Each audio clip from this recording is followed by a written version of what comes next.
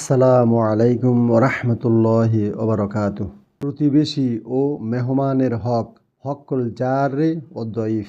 আন আবি হুরায়রাতা রাদিয়াল্লাহু তাআলা আনহু ক্বালা ক্বালা রাসূলুল্লাহি সাল্লাল্লাহু আলাইহি ওয়াসাল্লাম মান কানা ইউমিনু বিল্লাহি ওয়াল ইয়াউমিল আখির ফালা ইউজি জারাহু ওয়া মান কানা ইউমিনু বিল্লাহি ওয়াল ইয়াউমিল আখির ফালইউকরিম দয়ফাহু ওয়া মান কানা ইউমিনু বিল্লাহি ওয়াল ইয়াউমিল আখির ফালিয়াকুল খৈরান আও লিয়াসমুত। মুত্তাফাকুন আলাই।